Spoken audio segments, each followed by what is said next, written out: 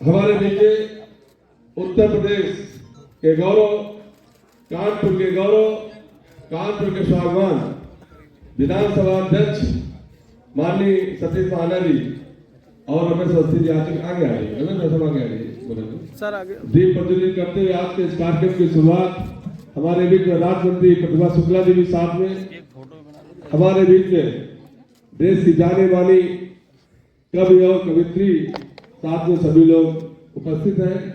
इस कार्यक्रम की आज जो काव्यांजलि है, अटल काव्यांजलि जो नाम दिया है रमेश भाई साहब को ने, श्री राम सेवा मिशन ने, इसके लिए रमेश भाई साहब को भी बहुत बहुत बधाई साधुवाद। एक नाम, एक दिन, एक ऐसा चुना जहां पर सभी को इकट्ठा किया।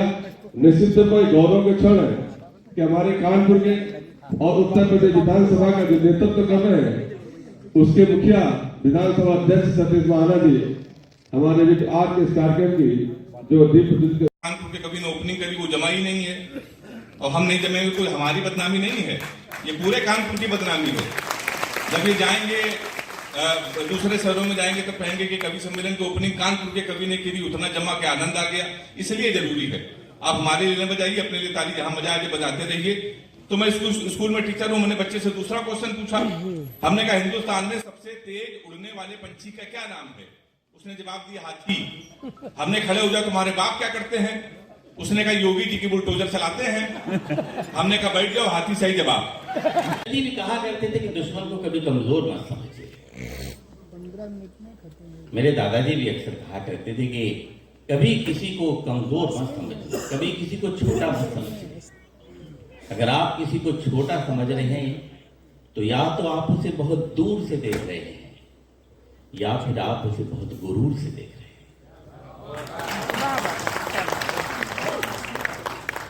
गुरूर जिसने अपने दहन में पाला होगा, गुरूर जिसने अपने जहन में पाला होगा।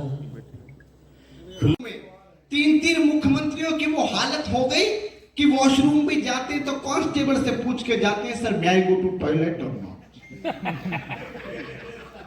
जब धारा 370 समाप्त हो रही थी, मैं टीवी के सामने बैठा हुआ था, एक शेर खड़ा हुआ, 1.5 मिनट तक सदन में बोला और धारा 370 की परखच्चे उड़ा दिए।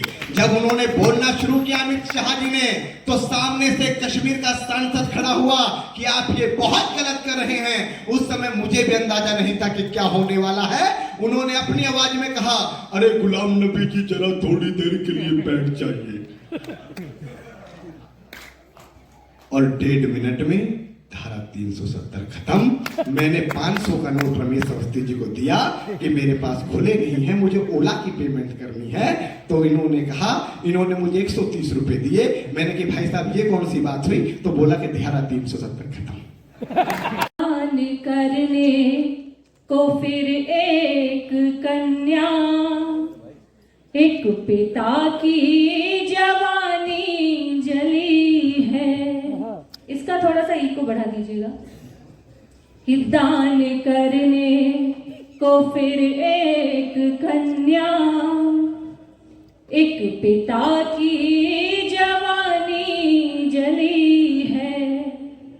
बहती आंखों के अश्रु छिपाए, उस पिता ने छिपा लिया।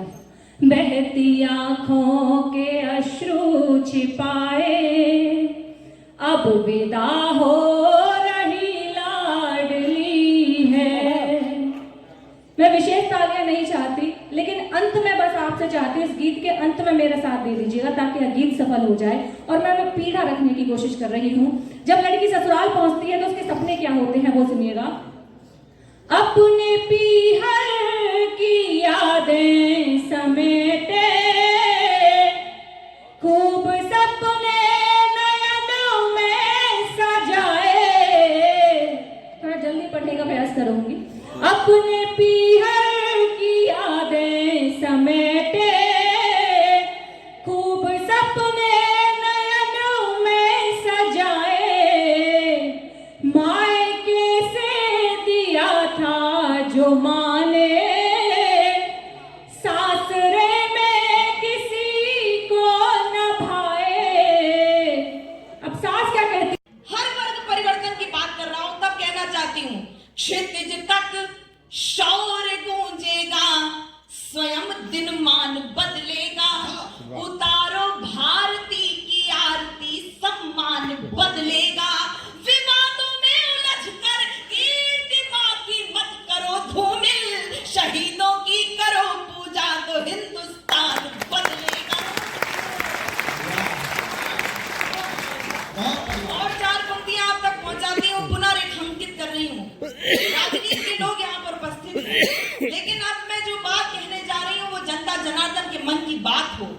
आपके मन की बात हो तो अब केवल मैं उस व्यक्ति की तालियां ही देखना चाहती हूं जो मेरी बात से 100% सहमत है।